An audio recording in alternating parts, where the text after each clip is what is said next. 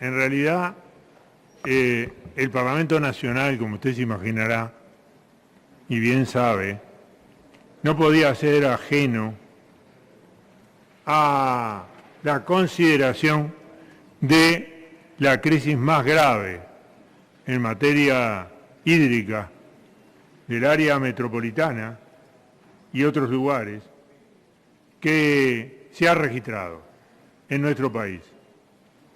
Desde ese punto de vista, el objetivo de esta convocatoria por parte de la bancada del Frente Amplio ha sido de informarse sobre la situación, de informarse sobre la gestión de la crisis y evaluarla, de determinar responsabilidades en caso de que las hubiera y de intercambiar sobre el plan de contingencia para un escenario que será muy adverso si no llueve.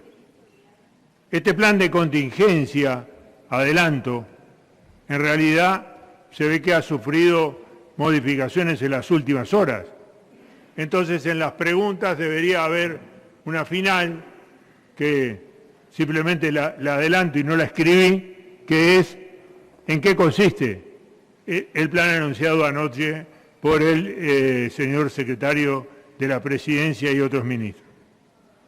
La cuestión es que el agua para consumo humano, y si hay, si va a haber y de qué calidad.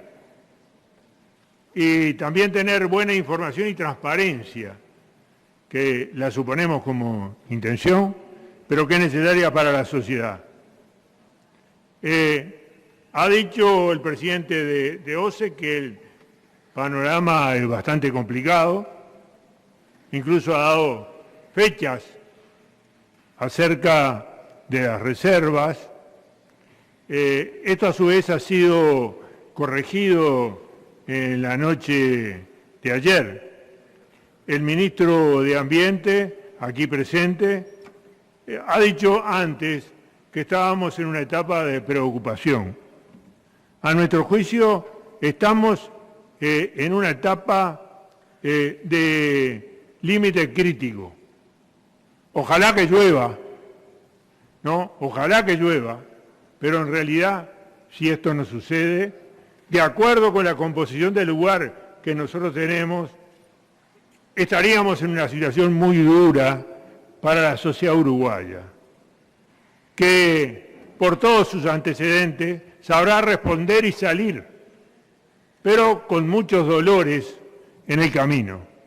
Y esto supone muchos acuerdos. A nuestro juicio debería haber una especie de comité de crisis y una mesa de respaldo político nacional, teniendo como unidad ejecutora a el SINAE, ¿no?, para estas circunstancias. Pero nadie se imagina que el Uruguay puede estar en esta situación y que este sea un tema solo del gobierno. Nuestra actitud es colaborar en este proceso, pero tener claridad de hacia dónde vamos y quién tiene las responsabilidades últimas que la ciudadanía ha determinado, que es el actual gobierno.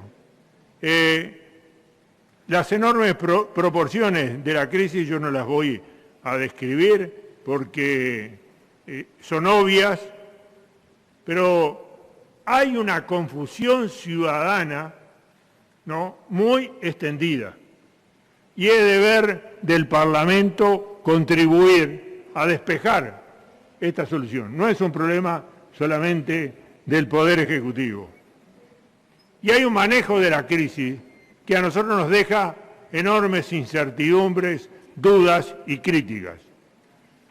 En lo personal nos duele profundamente porque somos de Florida y nos criamos frente al tanque de OCE, que es una especie de ícono en cada pueblo de nuestra república. En lo personal. Yo voy a pasar un PowerPoint para no tener que reiterar datos que o son obvios o están, pero como han sido parte de expresiones de senadores o parlamentarios u otros actores políticos que ponen en duda algunos elementos, quiero despejar el territorio en la primera parte de esta intervención para concentrarme en la gestión de la crisis. Entonces debo decir que en realidad, como se está mostrando, no solo hay una enorme cobertura de OCE y del agua potable en la población de nuestro país, una enorme cobertura, sino que hubo de producción de agua potable, sino que hubo inversiones muy importantes durante los 15 años que gobernó el Frente Amplio a este país.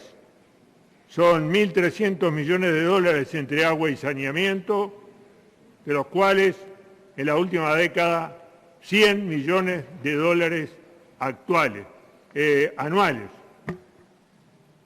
Las inversiones, lámina número 5, las inversiones realizadas en el periodo se distribuyeron de acuerdo con una estructura sistémica. Esa estructura sistémica contempló la planta de aguas corrientes, 55 millones de dólares, la sexta línea de bombeo. Recuerdo haber discutido como parlamentario y pedido muchos informes en la época del doctor Lacalle y después del doctor Sanguinetti sobre la quinta línea de bombeo y la característica de su adjudicación y después de su realización. Pero acá estamos hablando de la sexta planta de bombeo y un conjunto de plantas potabilizadoras en el interior del país. Y otro conjunto, lámina número 6, de inversiones que tienen que ver con Maldonado y con localidades pequeñas, porque en realidad las localidades comerciales pasaron de 361 en el 2008 a 427 en el 19, y si sumamos las 312 de las pequeñas localidades, nos vamos a 700 y pico. Las inversiones, lámina número 7, que se realizaron en saneamiento, fueron, a nuestro juicio, portentosas, porque de un promedio de 37 millones de dólares por año, pasamos, en el periodo 85-4, pasamos a 558, a un total de 558 millones de dólares. De 190.000 conexiones de saneamiento, pasamos a 356.000. Y la red de alcantarillado de 2.100 kilómetros a 4.300. Se construyeron 20 nuevas plantas de tratamiento, lámina número 8, que no las voy a describir. Y el Frente creyó que daba un salto cualitativo en esta obra, haciendo la inversión de Casupá. Casupá fue discutido en el 70 y ahí se consideró la posibilidad de el tratamiento de las aguas del Río de la Plata y se descartó por razones técnicas y económicas en ese momento. Casupá fue replanteado luego en el siglo XXI y en realidad Casupá y la posibilidad de una planta de agua del Río de la Plata fue replanteada. En el 2009 la replanteó Martín Ponce de León, que estaba a cargo de OCE, y se llegó a la misma conclusión. Como se llegó a la misma conclusión, entonces se optó por la propuesta Casupá, que es la imagen número 9, la imagen número 10, la imagen número 11, la imagen número 12, la imagen número 13 y la imagen número 14 en la cual me quiero detener. Este es el cronograma corto, rápido, que consta no en la carpetita que se dijo que se había entregado, en los 8 o 10 tomos y en los más de 600 planos que se entregaron. Y en este cronograma corto figura en rojo, ahí abajo, en rojo, que siguiéndolo en el año 22, en el invierno del 22, esto tenía un proceso de construcción capaz de recepcionar agua y que coincidió con las lluvias del invierno del año pasado.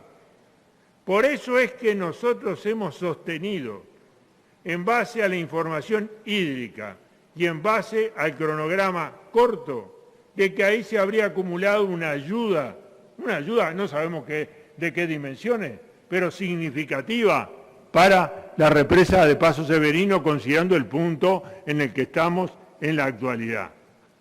En realidad, el cronograma de Casupá se ha dicho, no se ha hecho nada. Bueno, en el 14 se firmó el convenio con la CAF para el proyecto inicial, en el 15 los términos de referencia para la licitación de las empresas consultoras, en el 16 se firmó el contrato con TIPSA, en el 17 terminó el proyecto básico, en el 18 OCE, que no se rascó en esto, los ingenieros de OCE y las ingenieras de OCE, que no se rascaron, estudiaron el proyecto básico. En el 19 se firmó la ampliación del contrato con TIPSA y otra empresa, y Tabaré Vázquez entregó al doctor Lacalle esto, el proyecto incluido el informe ambiental resumen. Lo cierto es que esto fue detenido abruptamente. ¿Por qué razón fue detenido abruptamente? Es una de las interrogantes que tenemos y que nos parece muy importante, porque ya había avanzado notablemente el proceso de expropiación y tengo acá toda la documentación que fue a parar al Tribunal de Cuentas sobre el proceso de expropiaciones. Tengo acá. Entonces, si había avanzado, no había terminado, había avanzado en forma muy significativa, ¿no? Incluso se creó un conflicto después con una empresa porque había sido señalada para esto y la obra había sido detenida y había pasado un periodo que de acuerdo con la ley desactivaba el fenómeno. Quiere decir que esto tenía un avance muy relevante y que ese cronograma no era ficticio, a nuestro juicio, por la información que hemos recibido de fuentes internas de la propia OCE. Y se dio un giro en dirección a la planta de Arasatí. Ahora, imagen 19, ahora, como 19, ahora, como este emprendimiento de otras características notablemente diferentes,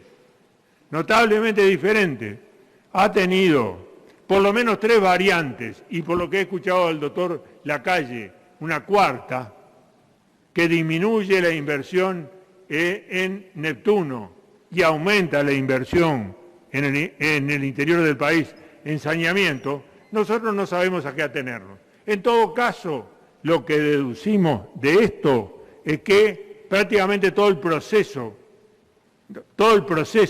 salvo la administración, pero no incluye la planta, ni incluye el polder, ¿no? En caso de que lo haya, estarían en manos de la empresa privada.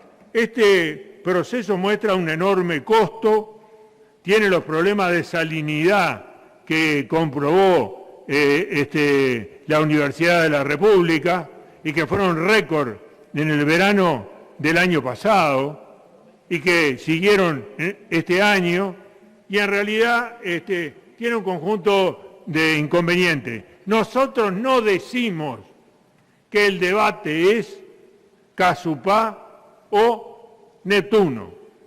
Nosotros decimos que en todo caso es el debate entre Casupá y Neptuno con otras características del punto de vista de la gestión, ¿no?, y del papel de OCE en esto, y de que un plebiscito que hubo en este país y que cambió el artículo 47 no es algo inútil, ¿no?, y no encontramos fundamento jurídico para haber seguido este camino.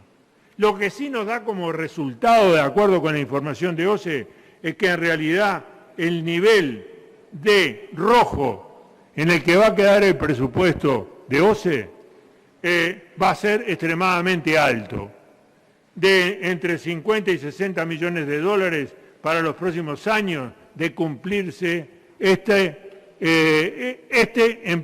estos acuerdos, tanto en saneamiento como con el sector privado, como en el caso de Neptuno.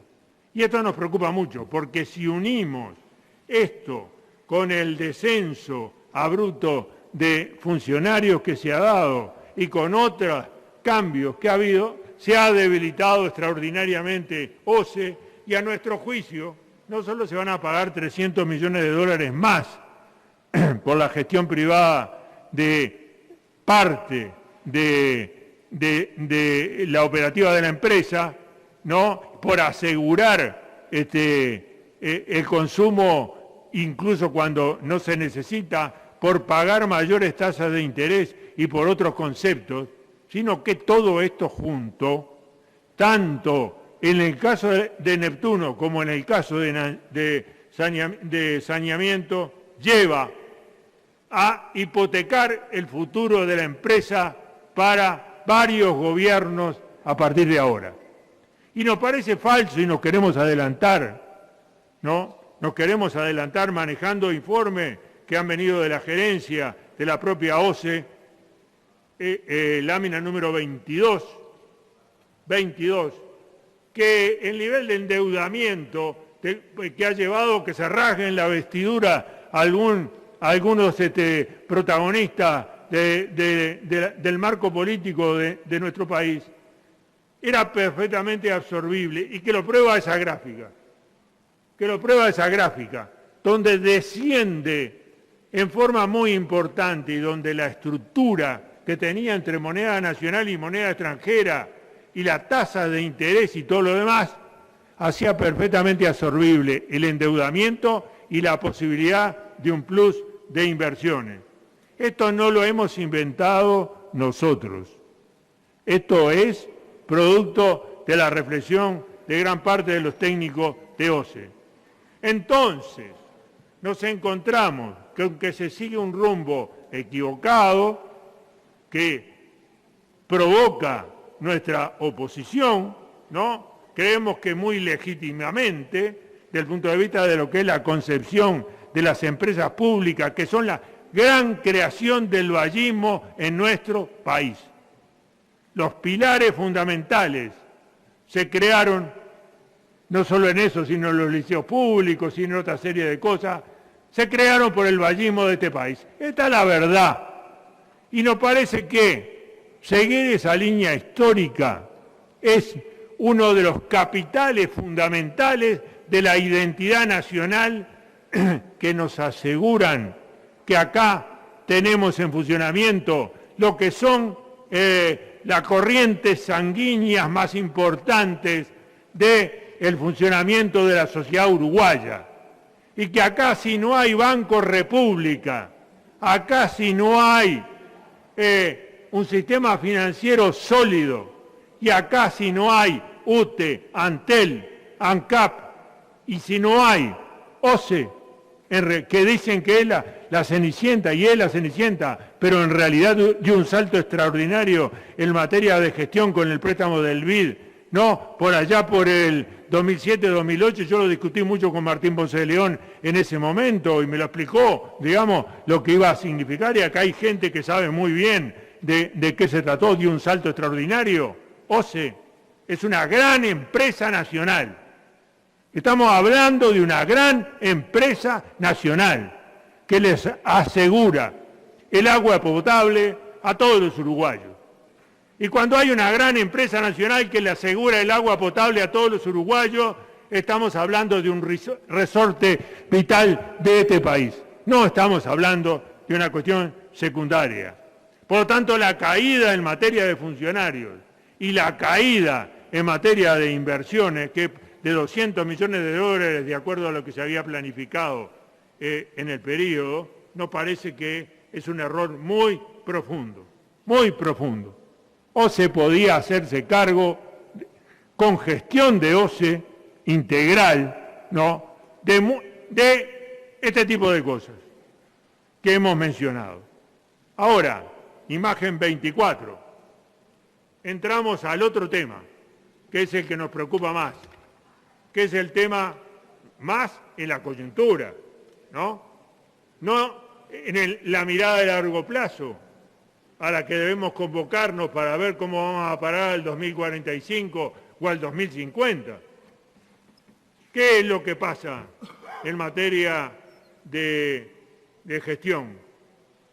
En materia de gestión, después de las medidas del 24 de abril, el presidente de OCE, el ingeniero Montero, que ha trabajado mucho sin duda y se ha desvelado en todo este periodo, como toda gente que ha estado vinculada a la OCE, ¿no?, hace un mea culpa,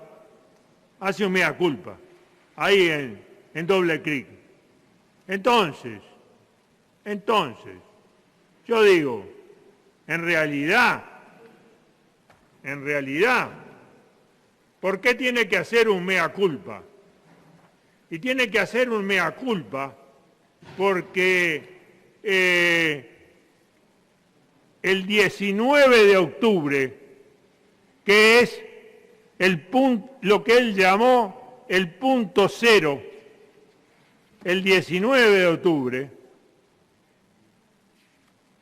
cuando concurren a la Comisión General, acompañado del hoy senador aquí presente, ¿no?, Peña, cuando concurren, Peña da las razones de cambio.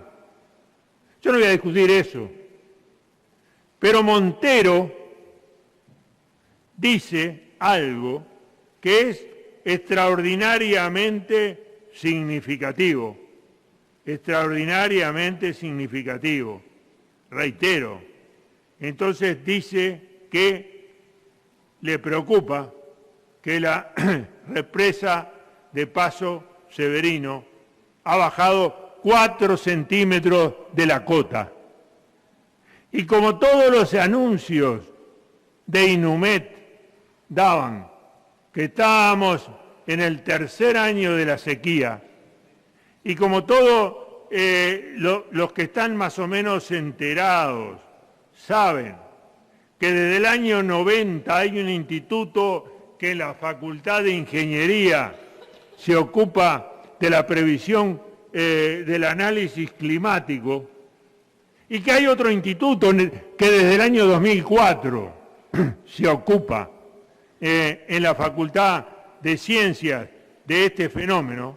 Como todo el mundo sabe, en el mes de mayo de cada año se puede hacer una predicción sobre cómo viene el año siguiente, con márgenes de error más o menos mayores o menores, pero se puede hacer una predicción.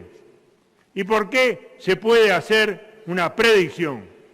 Pues se puede hacer una predicción porque se mira la oscilación de la corriente de la Niña, el Niño y la neutralidad, el ENSO que le llaman en inglés, ¿no?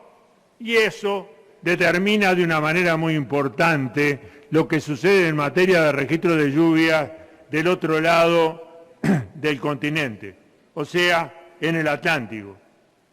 Y si el 19 de octubre el presidente de OCE estaba tan preocupado, y legítimamente preocupado, auténticamente preocupado, ¿por qué 3 o 4 días después se decretó la emergencia agropecuaria y no se decretó la emergencia hídrica? Este es un punto clave, absolutamente clave. Durante la crisis 2008-2009, una de las cosas que se hizo, teniendo en cuenta la predicción, es bajar los niveles de tensión para que saliera un chorrito un poco más fino de agua y entonces aguantara más el sistema. Pues no se hizo. No se hizo. Solo hubo una advertencia ya por enero, febrero, de los jardines y alguna cosa más. Y cuando asume el nuevo ministro dice, la situación está controlada. Y a partir de ese momento, como llueve, la gente ve reverdecer los pastos y empiezan a plantarse, ¿no? Como empieza a cambiar la situación desde el punto de vista del registro de lluvia en el otoño, ¿no? En el otoño, entonces, corre la idea de que la situación se normaliza, o se ha normalizado. Y los uruguayos interpretan esto de esa manera. Acá no es el problema de si uno lo dijo o no lo dijo. Acá es el problema de qué opinión se formó la opinión pública uruguaya, y fue de normalidad. Y hubo 10 semanas seguidas de 10, estos 32 minutos son de la segunda hora o de la primera. De la primera, ¿no? De la primera. Bueno, ya me estaba asustando, ¿no? Me estaba asustando. Bueno, entonces, los uruguayos, nos formamos la idea de que en realidad no había la tal crisis, o por lo menos en esa profundidad y en esa magnitud. Había sequía, pero había empezado a llover y se había empezado a hablar y a advertir. Y no hubo ninguna campaña de, ¿cómo es que se llama?, de información pública, ¿no?, de bien público, en relación con el tema, hasta estos días. Ninguna. Hubo 10 semanas de silencio que terminaron con las medidas del 26 de abril. 10 semanas largas de silencio. Esto es, a nuestro juicio, más allá de intenciones de las personas, una omisión grave. ¿Por qué? Porque si se hubieran tomado medidas desde octubre, en cuanto al manejo del agua, no sería solamente la sequía la responsable de esta cuestión, y hubiéramos tenido mayor margen para estirar el problema, siguiendo el comportamiento ciudadano. Que los últimos 3 o 4 días se haya hecho una exhortación al consumo responsable cuando la represa de Paso Severino está en las últimas, realmente, yo no digo que es una tomadura de pelo, pero realmente no cierra. Porque si uno exhorta, porque tiene una sequía la más grande de la historia reciente, digamos, o bastante prolongada, pues los muy veteranos hablan de la sequía del 27, otros de la sequía del 42-43 y otros de algunas posteriores, ¿no? Y nosotros, que somos bastante veteranos, no llegamos a tanto de haberlo vivido, ¿no? En realidad, pero es la historia oral que se transmite en el mundo agropecuario, ¿no? La historia oral de las grandes sequías. En realidad sucedió esta cosa de que no se manejó la situación de un modo equivocado, para nosotros absolutamente equivocado.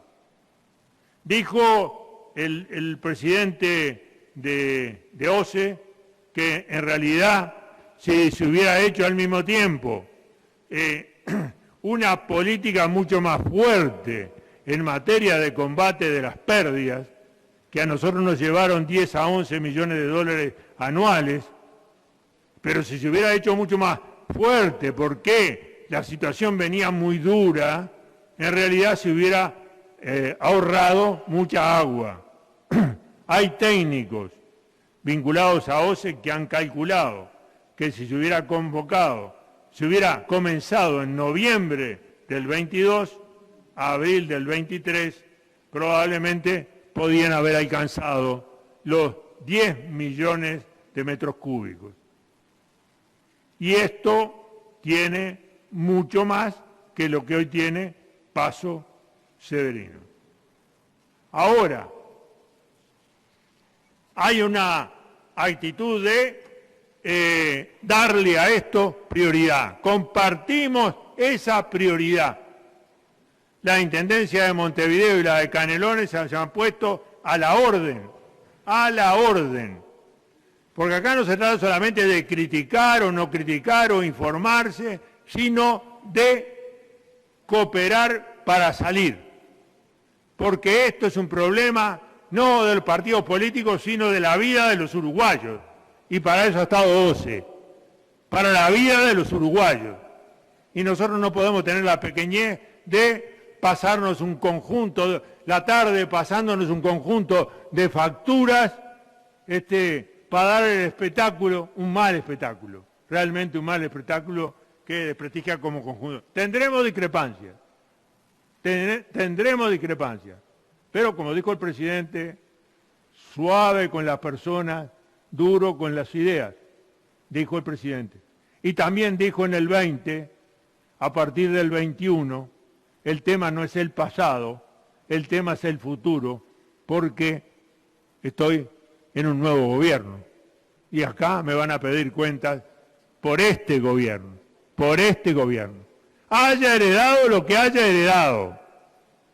Pero el presidente de la calle Pou aprendió una cosa, que no reiterar el error del Partido Nacional del año 59 hasta el año 66.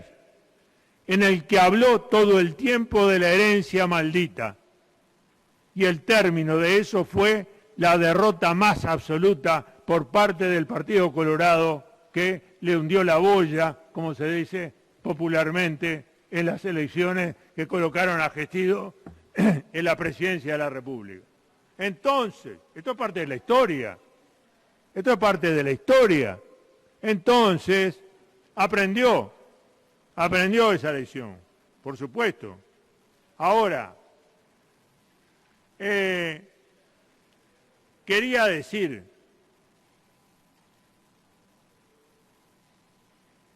que en marzo todos supimos que se secó la reserva de Canelón Grande de 10 millones de metros cúbicos y que la situación se siguió agravando.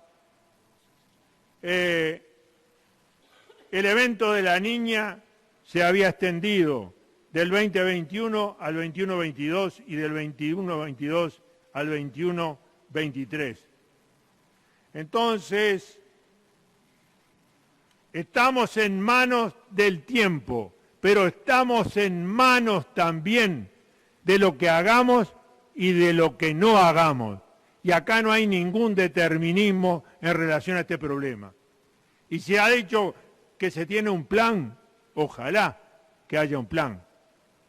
Yo no quiero ser de vuelta en este Parlamento, reiterar la convocatoria en régimen de comisión general que hice el 7 de junio al ministro Heber, a quien estimo porque ha sido un adversario que he tenido durante 20 años, de un plan que no fue plan.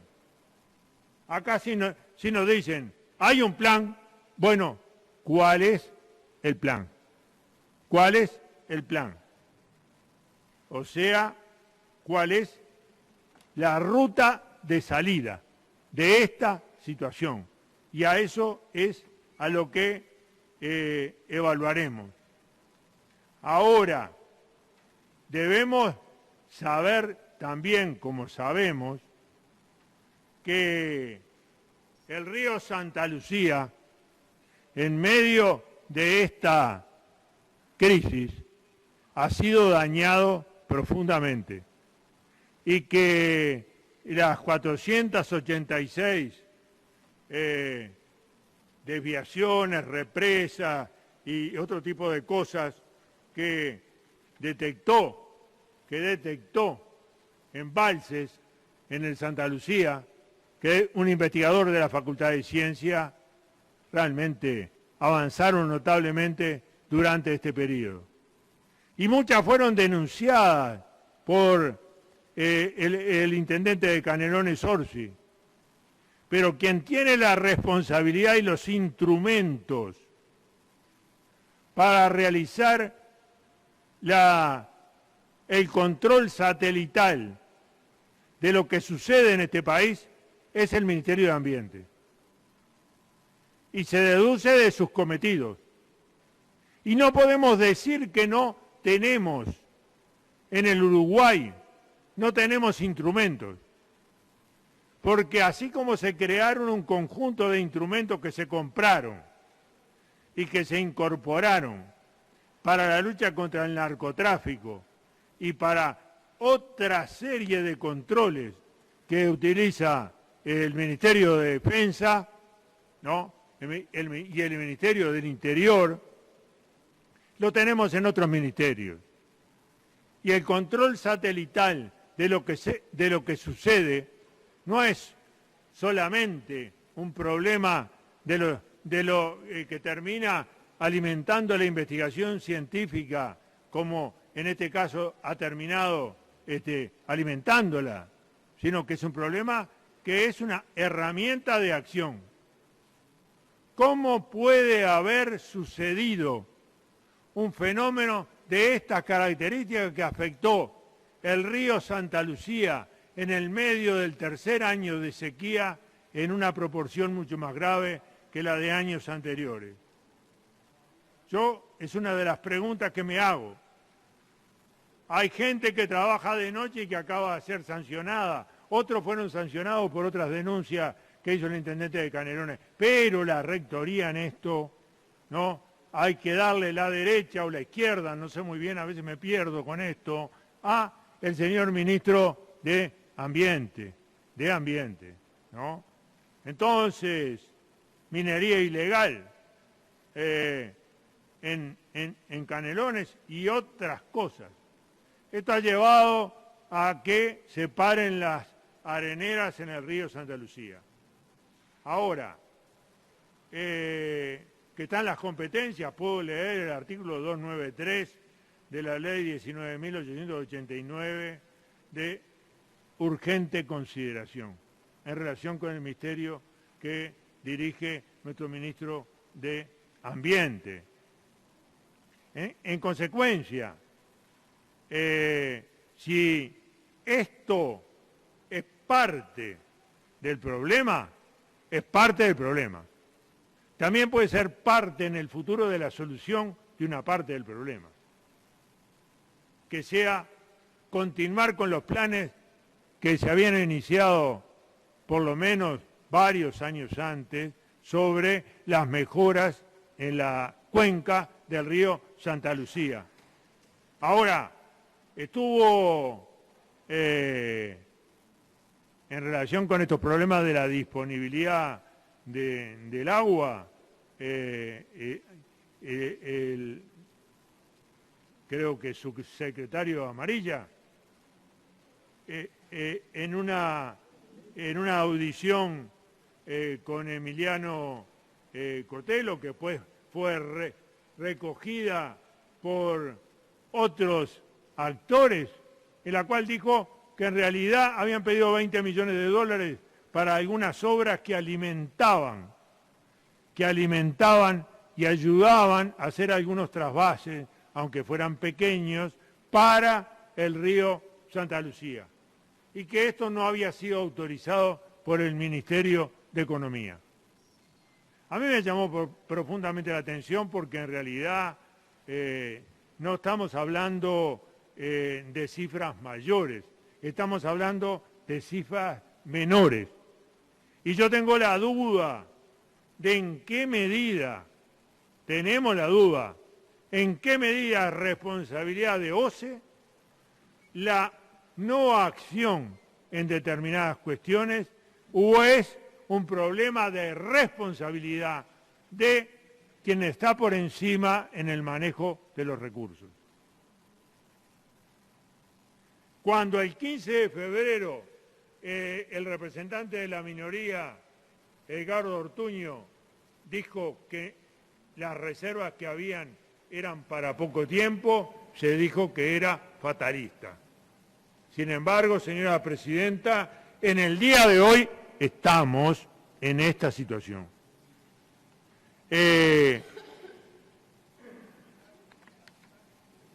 Quería además agregar la pregunta de si OCE se vio limitada por falta de aval político, por economía para desarrollar acciones en el medio de la gestión de la crisis. Si se vio limitada, que no es un problema moral, es un problema que tiene que ver con concepciones sobre la gestión pública.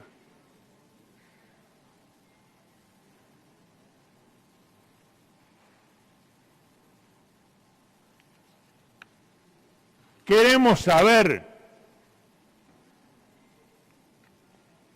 señora presidenta, si cuando se toma la primera decisión, el 26 de abril, si no recuerdo mal, y la segunda decisión, el 4 de mayo, que elevan el cloruro en el primer caso de 250 a 450 y en el segundo caso a 720, y el sodio de 200 a 280 y de 280 a 440, ¿no? Si esto, ¿cuáles fueron los órdenes de consultas que hubo, ¿no?, que hizo la OCE a otros organismos y en particular al Ministerio de Salud Pública? Porque yo creo que el Ministerio de Salud Pública es la referencia obvia que tenemos todos en cuanto a la protección de la salud. Porque muy inmediatamente hubo pronunciamiento de los científicos y cundió la inquietud en la sociedad. Y muy rápidamente la Sociedad de Cardiología manifestó su preocupación. Y muy rápidamente otras entidades profesionales manifestaron su preocupación. Y hubo mensajes que no fueron, digámoslo honestamente, desde nuestro punto de vista, que no fueron claros. No fueron claros. Yo no sé por qué hubo un informe del gerente general de OCE antes de la primera medida en la que dejaba la constancia de que el Ministerio de Salud Pública no emitía, no firmaba, no daba la autorización expresa y que consideraba que después de que se adoptaran las medidas haría las valoraciones.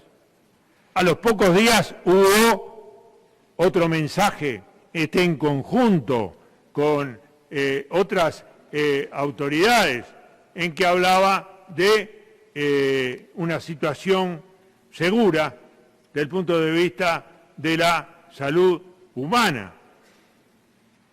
Hubo mensajes del Ministerio de Salud Pública alertando sobre el problema de los hipertensos. Este segundo mensaje al que me refería era el de Agua Segura, ¿no? Del 5 de mayo del 23.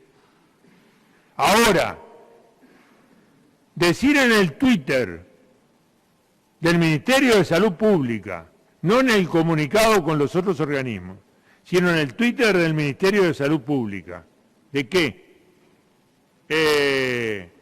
hay que extremar los controles de presión arterial y no descuidar los controles médicos, y que a los hipertensos se les recomienda en lo posible, en caso de ser posible, consumir agua embotellada. Yo digo, se pueden hacer las consideraciones científicas que fundamenten esto, pero dicho así a la sociedad uruguaya, como cuando el ministro de Ambiente dice el agua no es potable, decirlo así a la sociedad uruguaya tiene un impacto muy fuerte, muy fuerte. Entonces, una cosa son las consideraciones científicas y una muy distinta es el impacto en la sociedad de vocablos adquiridos a través de una historia que tiene casi que un valor genético dentro de los uruguayos. Porque hablar de la potabilidad del agua de OCE es lo mismo que hablar de la escuela pública, laica y obligatoria de José Pedro Varela. Entonces, cuando se toca una fibra, ¿no? Se toca una fibra de esta característica, tiene un impacto en la sociedad. Máxime si después distintos comunicados sostienen, por ejemplo, que según la encuesta nacional de factores de riesgo de enfermedades no transmisibles, un 37% de las personas adultas entre 25 y 64 años son hipertensas. Y después se agrega, en los comentarios, se agrega que de ese porcentaje tan alto, un tercio, que eso más o menos es más de un tercio de la población, mayor de 15 años, ¿no? Un tercio de ese tercio sabe que es hipertenso y toma los remedios. Un tercio sabe y no lo toma, y un tercio no lo sabe. Y ese tercio que no lo sabe pertenece a todos los estratos sociales y fundamentalmente pertenece a los estratos sociales más bajos que tienen menor concurrencia, ¿no? Y hábitos de concurrencia a los centros de salud y al seguimiento, y esto es una realidad social innegable en nuestra sociedad. Entonces, uno queda en un estado, la sociedad, cuando ve esto, queda en un estado de confusión y de perplejidad. Y este estado de confusión y de perplejidad, yo reconozco que después es corregido a través de otros comunicados que hablan de que el consumo de 1 litro de agua, por ejemplo, por día, de esta característica no provocaría problemas a la salud y una serie de cosas más. Pero hubo los comunicados anteriores. Luego salen, imagen 20, otras derivaciones de este tema. Alertan los que están vinculados acerca de que el agua de OCE triplica la cantidad de sodio en la leche de fórmula para bebé. Y luego se ve que esto tiene impactos en cosas tan importantes. Acá el senador Núñez convocó a la Sociedad de Nefrología. ¿Y qué le dijo la Sociedad de Nefrología? Que en esos tramos el 10% de la población, aunque gran parte de ella lo ignora, tiene problemas renales, lo cual no quiere decir que tenga problemas renales muy agudos, pero que tiene problemas renales. O sea que estamos hablando de cuestiones de grandes volúmenes y de extraordinaria sensibilidad. Por eso, señora Presidente, la verdad es que uno dice, bueno, la gestión de esto ha sido muy complicada, no ha sido solvente, no ha armonizado los distintos mensajes de los ministerios y los organismos que tienen que ver con esto.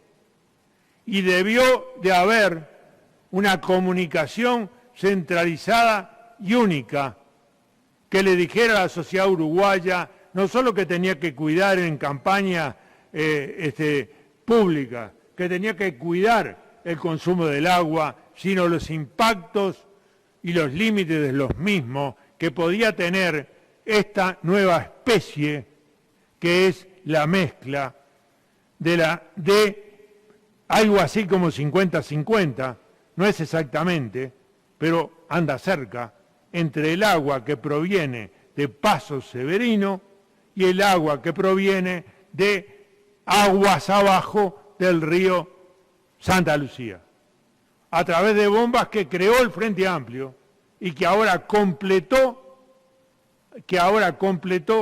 esta administración.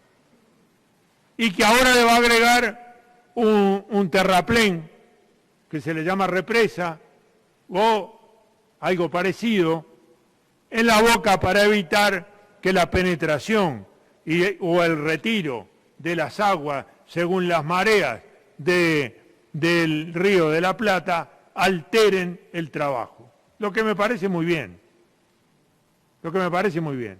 Pero en todo caso, estamos en un mix. Y yo lo que no entiendo, y he consultado a varios ingenieros desde la noche de ayer, ¿no? Y por eso quiero que me lo aclaren en el plan de contingencia, cómo es posible que ese mix se mantenga durante semanas en un horizonte que según el secretario de la Presidencia se puede extender mucho y no va a ser alterado.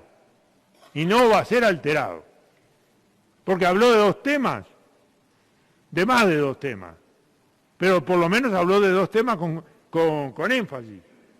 Dijo, el agua para uso en las casas, para la cocina, el saneamiento y todo lo demás, se va a mantener igual. Y se va a mantener igual durante un periodo de tiempo prolongado. Y en esto desmintió los anuncios que había hecho el presidente de OCE. Bueno, ¿de dónde va a salir esa cantidad de agua dulce que se va a mezclar con este tipo de agua salada y que va a dar este mix que va a llegar a nuestras casas? Esta es una pregunta. ¿Y de dónde va a salir? Eso me lo imagino bastante más. Por las desalinizadoras, aunque es una logística bastante compleja, y por la producción de la industria privada, o por la eventualidad de la importación, ¿no?, de los países vecinos, porque al fin de cuentas nosotros en materia de energía también salvamos a otros, y en esto la integración regional ha sido, y a nosotros nos salvaron, ¿no? Y en la integración regional ha sido un factor clave. A mí me gusta que cuando alguno desprecia la integración regional, y resulta que la integración regional en materia no solo de intercambio comercial, sino de intercambio en materia energética y en otros aspectos, ha sido clave, ¿no? Clave en este vecindario. Y es un problema geopolítico, ¿no?, de primer nivel, ¿no? Y los que entienden de geopolítica saben que esto es un problema de primer nivel. Entonces es posible, pero esa posibilidad que junta agua dulce que puede producirse en alguna desalinizadora muy pequeña, como es la de la UTEC, o que puede producirse en otra desalinizadora que es mucho más potente, que es la de Punta del Tigre, o eventualmente de alguna que llegue de una compra en el exterior. Todo esto lleva tiempo, y todo esto lleva una logística, ¿no? Y una logística muy compleja en la que va a tener que participar toda la sociedad metropolitana, toda, y que veremos en qué medida le da algunos litros de agua dulce, bebible, sin consecuencias, a todos los uruguayos del área metropolitana. Algunos lo comprarán, pero nosotros hemos entendido de que a otros sectores sociales esto hay que subsidiárselo y que hay distintos mecanismos para poder hacerlo, y no solo en cuestiones puntuales. Entonces acá hay un tema neurálgico. ¿Por qué ha habido tantos problemas? ¿Por qué resulta que la vicepresidenta de OCE hace el chiste, lo digo de esa manera, porque de otra manera podría tener otro significado, ¿no?, de la Coca-Cola, pero después de eso no se limita a eso, sino que después de eso dice que en realidad Inhumen no tiene capacidad para hacer pronóstico más allá de 15 días. Inmediatamente Santayana le contesta, ¿no? Y le contesta de una manera, en fin, muy fundada. ¿Qué me hace concluir? Acá, para algunos asuntos, había gente muy preparada. Para otros asuntos no había personas tan preparadas, más bien no preparadas. Ahora estamos viviendo una situación, en conclusión, yo no voy a tomar todo el tiempo, creo, en conclusión, estamos viviendo una situación de riesgo. Ha dicho la intendente de Montevideo, habría que ir a una alerta, quizás haya que ir más lejos. Quizás haya que ir a declarar una situación de emergencia que habilite otros movimientos y que, por ejemplo, facilita extraordinariamente las importaciones en caso de que sean necesarias. Si el Estado y la industria privada no dan abasto para atender las necesidades de agua potable para la sociedad metropolitana de 1.800.000 personas. Y eso significa cocinar y no significa solamente beber agua, porque ya me he encontrado con muchas personas que tienen consecuencias secundarias, menores, pero que tienen consecuencias secundarias. Y no estoy hablando de hipertensos o de gente que tenga problemas renales. Los animales hay que cuidarlos. Los animales, tengo varios testimonios, los perros no beben esta agua. 2 días sin beber agua, hasta que aparece un agua, en fin. No beben, y puede que sea, como dice la senadora, ¿no? Puede que tenga la experiencia de algún gato que tampoco quiere, ¿no? No dijo nada. Bueno, no dijo nada. Entonces, ahora, Silencio. El senador interpelante está en uso de la palabra. Prosiga y céntrese en el tema en consideración. Que estamos en una situación de riesgo, yo creo que es evidente que estamos en una situación de riesgo y que cada día que pasa esto se agrava. Y me parece, señora Presidente, que hay numerosos ciudadanos y ciudadanas que no pueden comprar agua embotellada y que esto va mucho más allá de las decisiones que ha tomado el MIDES y que hay que hacer una previsión de medidas que atiendan fuertemente la vulnerabilidad social, como subsidio para la compra de agua embotellada en caso de necesidad. La población necesita saber dónde estamos parados y saberlo con claridad. Y el Parlamento tiene que contribuir a esta claridad, porque las emisiones de mensajes no son solo del Poder Ejecutivo.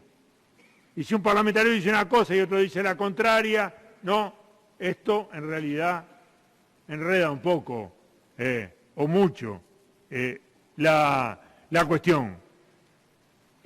Yo creo que cuando la Sociedad de Cardiología hace estas advertencias, la verdad, eso pega fuerte. Que además, si aplicamos los porcentajes de personas con problemas de hipertensión en una población de casi 2 millones de habitantes, alimentada por la red metropolitana de OCE y que pertenece al quintil de menores ingresos, se tendrían 148.000 personas hipertensas a quienes se les debería entregar agua dulce para su consumo directo, aproximadamente 300.000 litros por día. Y estas son grandes cifras, pero para las necesidades de la sociedad uruguaya y para la inversión de la sociedad uruguaya, en realidad no hay nada más justificado. Quiero decir además, y paso a la lámina número 23. No, más adelante. Quizás estoy equivocado y no es en la 23, sino que es en la 36. Que la transparencia en esto es esencial. Y es esencial. Acá a mí me parece que el exministro Peña en realidad tuvo un fallo de memoria, porque en realidad dijo en la fundamentación de voto de por qué no estaba de acuerdo con esta interpelación, que cuando asumió había agua para 20 días. Para 20 días. Y yo me molesté en pedir a servicios de OCE cuál había sido la secuencia. Y la secuencia es la que está allí. Cuando asume el doctor Lacalle, había para 73 días. Cuando asume el presidente de OCE, para 60 días. Esto sin considerar Canelones. Cuando asume Lacalle, 73 días. Cuando asume Montero, 60 días. Se llega a un mínimo en el 2020 de 51 días. Cuando asume el senador Peña, 112 días. 112 días. Luego vienen un déficit que lleva 19 días y el 2 de mayo estamos en 16 días, y hoy no sé en cuánto estamos, estaremos en... En fin, hay una discusión sobre esto, pero en pocos días. Si se sigue con el MIC, salvo que se haya encontrado otra fuente de agua dulce en este plan, ¿no? En este plan alternativo que haga que la mezcla para el saneamiento tenga otros orígenes y que sean de volumen, ¿no? De volumen similar. Porque acá estamos hablando de 300.000 metros cúbicos día. O sea, no estamos hablando de algo que sea reducido. Estas son las consideraciones sobre cómo se llegó a la emergencia. Más allá de, o conjuntamente con, esta sequía atroz que estamos padeciendo. Estas son algunas de las consecuencias sanitarias que ha tenido todo esto. Estas son algunas de las decisiones políticas con falta, a nuestro juicio, de visión de futuro en cuanto a las inversiones prioritarias hacia adelante. Y hay además un conjunto de medidas que ha propuesto a través de distintos voceros, ¿no? De distintos voceros, esta fuerza política. Porque no se puede decir que esta fuerza política pone palos en la rueda. A veces lo que sucede es que la rueda ni siquiera se mueve. A veces no se mueve. Es imposible ponerle un palo para pararla a una rueda que no se mueve, ¿no? Entonces, ¿qué hemos propuesto? Uno, otorgar un voucher equivalente al valor de 10 bidones de agua embotellada a todos los beneficiarios de la tarjeta TUS y evaluar la reiteración de la medida si la situación se mantiene. Segundo, extender el mismo beneficio a todos los jubilados y pensionistas que reciban una remuneración inferior a 2 jubilaciones mínimas. Tercero, exonerar de IVA e IMESE al agua embotellada en todas sus presentaciones que provengan de fuentes naturales, es decir, que no se abastezcan de la fuente que OCE utiliza, y que también se requiere controlar los precios para evitar la especulación. Cuarto, evaluar una reducción significativa de la tarifa de OCE a los usuarios del área afectada por el incremento del cloruro de sodio en el producto. Hay antecedentes en el periodo anterior de lugares en los cuales se dio un agua que no era bebible. Y la empresa pública, por decisión del presidente de la República, que en aquel momento era el doctor Tabaré Vázquez, dijo, no puede cobrar a los usuarios algo que no está dando en la calidad a la cual se ha comprometido. Quinto, realizar una campaña de bien público informando a la población acerca de la situación, que es lo que se está haciendo ahora. Sexto, que se levanten las restricciones, porque acá hay una cosa que tenemos que tener, hay aspectos humanos muy importantes. O se perdió 1.050 funcionarios aproximadamente de cerca de menos de 4.000. Perdió. Es cierto que algunos los perdió en el periodo anterior, pero perdió en muy poco tiempo 600 y pico de funcionarios. Ahora, esta norma que aprobó el Ministerio de Economía y Planeamiento en relación a los funcionarios públicos y en relación en particular a las empresas públicas, que ha sido levantada para alguna, ¿no va a ser levantada para OCE? ¿No entendemos que los funcionarios de OCE se están matando para enfrentar esta situación y que muchas veces se contrata, se subcontrata, mucho más caro? Y como me han dicho algunos capataces con los que he hablado, perdemos gran parte del tiempo enseñándoles para que no manipulen las cosas de tal manera que se lastimen.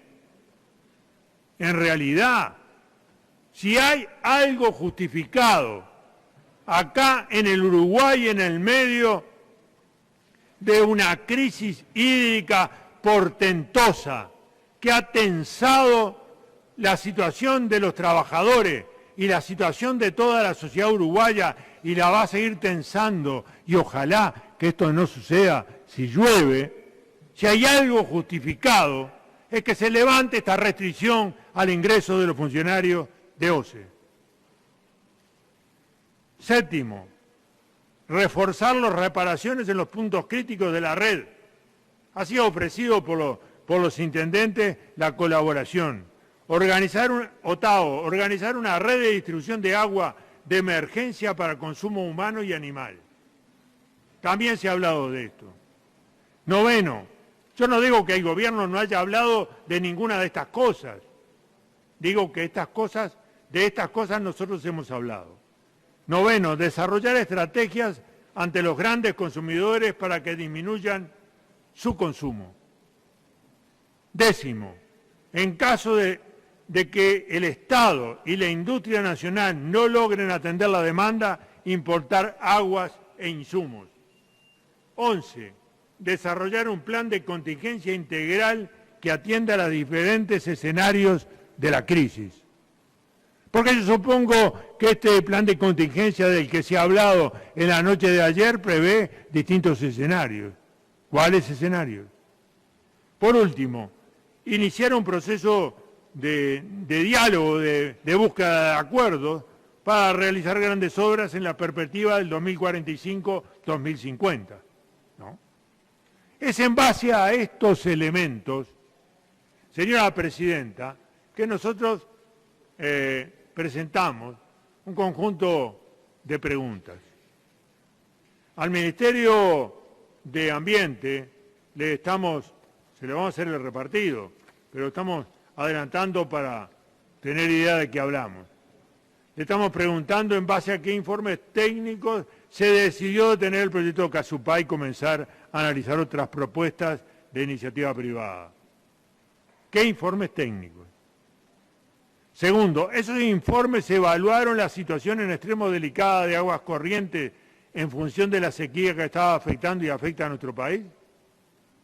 ¿Se planteó el escenario actual de desabastecimiento y que la opción del proyecto Neptuno, con cambiantes relevantes en su diseño, porque hay 3 a 4 versiones distintas públicas e innumerables en las consideraciones internas, innumerables para mí en la consideración interna, ¿no? Se planteó que en el escenario actual de desabastecimiento, que la opción del proyecto Neptuno, con cambios relevantes en su diseño, puede ser complementaria, con cambios relevantes en su diseño, no como está diseñado en la actualidad, a nuestro juicio, del punto de vista del financiamiento, del punto de vista de la propiedad, ¿no? De la propiedad y de parte de la gestión. Porque la gestión de la planta y la gestión del polder, si es que hay polder, y veremos las dimensiones, porque ha sido variable, y porque la producción de esta planta, en lo que se ha publicado, en todo caso es 1/3 de aguas corrientes, y si hay una catástrofe en agua corriente, se ha apelado a Fernández Huidobro, pero en realidad se ignora que se metieron 56 millones de dólares en agua, o 55 en aguas corrientes, y que mucho está duplicado dentro de aguas corrientes. No estamos hablando de la planta que era para 30.000 personas, estamos hablando de una enorme planta que tiene también su capacidad técnica de poder resistir elementos adversos. Claro, en un escenario de guerra o alguno de esas características estaríamos en otro tipo de situaciones, pero también si tuviéramos otra planta estaríamos en otras situaciones. Y no es por suerte el destino del Uruguay ni la realidad en la cual Uruguay está inmerso. Si bien tiene que tener mucha vigilancia y tiene que tener buenas Fuerzas Armadas para la vigilancia de la frontera y para muchas otras funciones. Entonces, se tuvo en cuenta que es menor el riesgo de depender de una sola fuente que no contar con ella por largo tiempo, porque en el cronograma corto estaríamos comenzando a acumular en el invierno del 22 y en el llamado que se va a hacer en junio del 23 estaríamos en la construcción de una planta que en todo caso va a llevar un par de años hacia adelante. Acá hay un desfase en el tiempo. Y es cierto, pero yo creo que es un elemento de inteligencia polémica, que dice simplemente hubiera tenido poco o no hubiera tenido casi nada y no nos hubiera salvado de esta situación. Pero, ¿cuál es la previsión de escenarios hacia el futuro?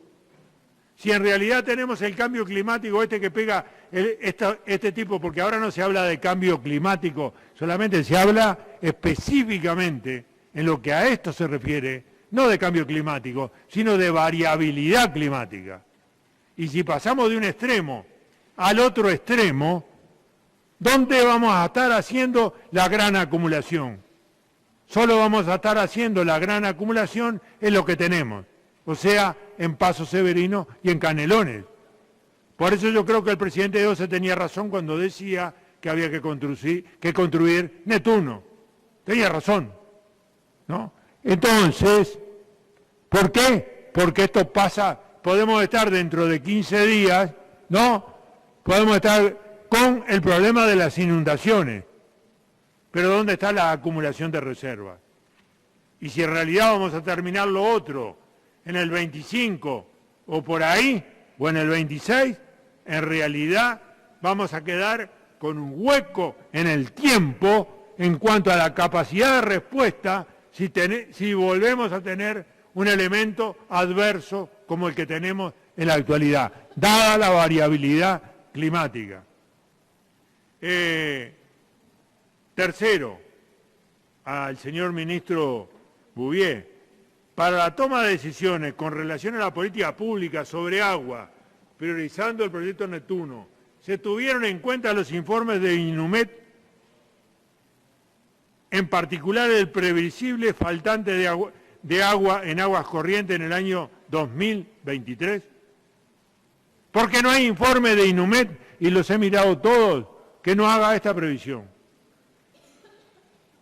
Y esto se funda en esa teoría que se verifica en la realidad acerca de las corrientes en el Pacífico como el elemento fundamental de incidencia sobre el clima en estas regiones del planeta.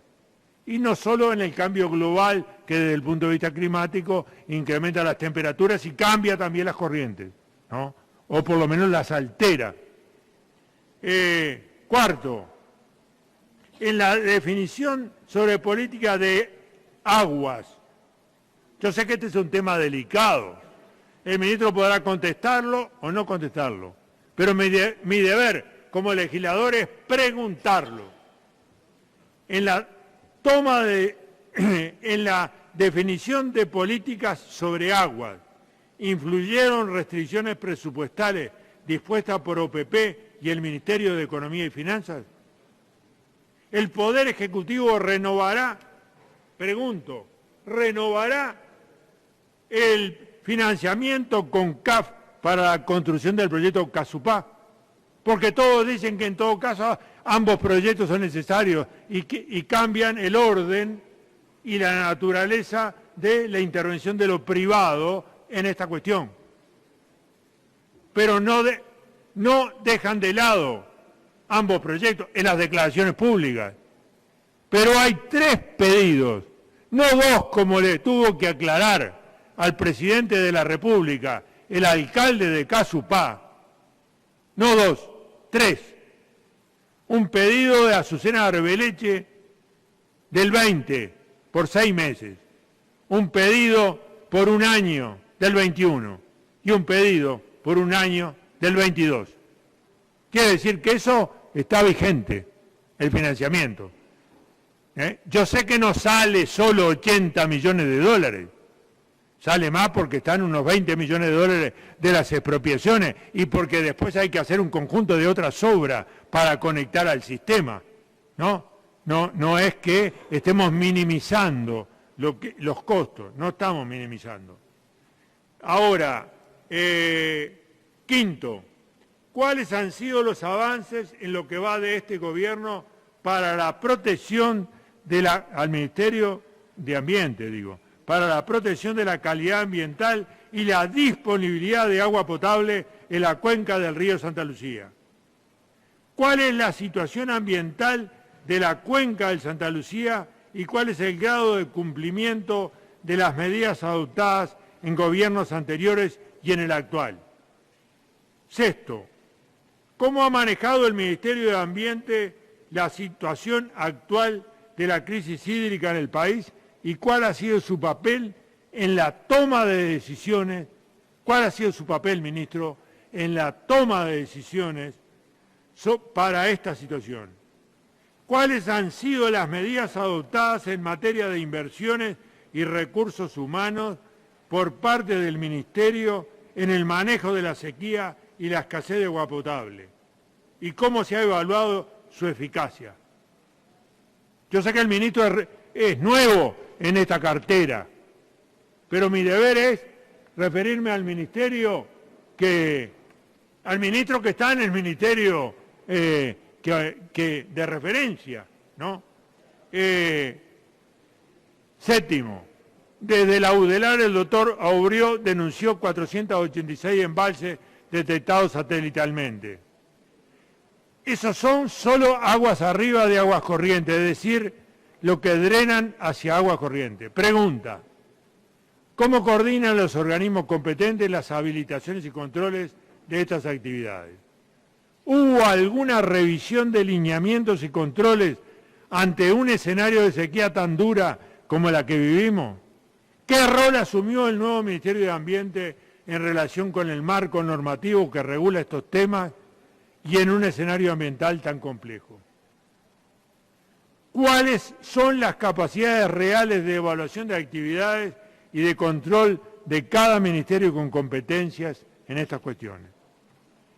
Octavo, ante la evidencia científica expresada a través de una enorme cantidad de informes globales y locales, de que estos eventos se darán con mayor recurrencia e intensidad como consecuencia del cambio climático, fundamentalmente expresado como variabilidad climática, derivada del fenómeno del Niño, oscilación sur, ENSO en inglés.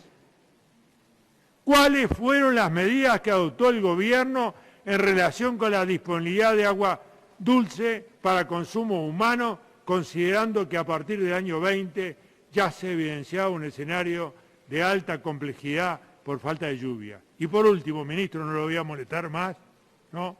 Usted ya sabe que lo puede hacer ahora o por escrito, de la modalidad que estime conveniente.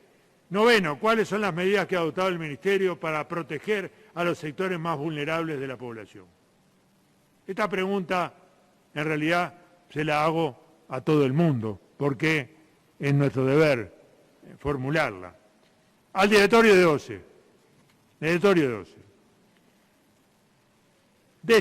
Décima pregunta. ¿Desde cuándo OCE advirtió que el agotamiento del agua de Paso Severino era una posibilidad? ¿Desde cuándo? ¿Desde el 19 de septiembre? ¿De octubre? Cuando estuvo acá en el Parlamento. Posteriormente, ¿no? Lo agrego yo como comentario. Según esta previsión, la del agotamiento, ¿en qué fecha ocurriría y en qué escenario? 11. Para OCE. ¿Qué protocolo o resoluciones adoptó frente a esas previsiones tanto operativas como presupuestales? En esos protocolos o resoluciones, OCE necesitaba fondos extra. Esto es importante, ¿eh? Necesitaba fondos extra. 12. ¿Por qué en el mes de febrero se afirmó que la crisis estaba controlada? Lo afirmó el señor Ministro de Ambiente. Se comparte que esa comunicación generó una distensión de la población que implicaba que no había que cuidar el consumo de agua, o por lo menos lo hacía, alivianaba la presión. 13. ¿Por qué ante la crisis actual no hubo pronunciamientos públicos y la adopción de medidas precautorias? ¿Consideran las autoridades de OCE que las medidas adoptadas fueron tardías y mal comunicadas? Pregunto. OCE solicitó informes previos al Ministerio de Salud Pública sobre las consecuencias sobre la salud pública del aumento de los parámetros del agua. Supongo que los habrá solicitado, pero en todo caso acá tenemos actas y esto es un evento público que para la población importa mucho. Y yo tengo que hacer esta pregunta, aunque sepa la respuesta. ¿Se tuvo en cuenta el cronograma de obra del proyecto Casupá, que incluye que a partir de julio del 22 se podría comenzar con un llenado de emergencia? ¿Qué 18 para OCE? ¿Qué análisis de riesgo, escenarios de contingencia, seguimiento y acciones paliativas se realizaron a partir de mayo del 22, cuando se conoció que se desarrollaría un evento de la Niña hasta mayo del 23? 19, porque es en mayo normalmente que se hace la previsión, por una serie de relaciones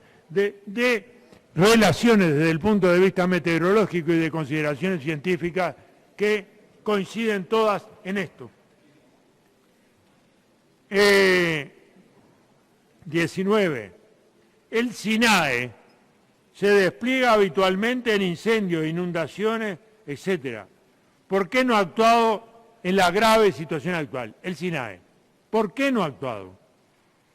En caso de agravarse la situación y agotarse las reservas de agua dulce para el área metropolitana y otras localidades, y llegarse al límite en la capacidad de respuesta industrial y estatal, el Poder Ejecutivo ha considerado la posibilidad de declaración de estado de emergencia, artículo 4, inciso 9, ley 18.261, y de esta forma habilitar la libre importación de agua envasada en los países de la región.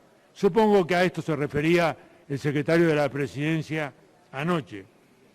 20. ¿OCE solicitó fondos extra para enfrentar la crisis? ¿Cuándo? ¿En qué caso? En caso negativo, ¿cuáles fueron los motivos?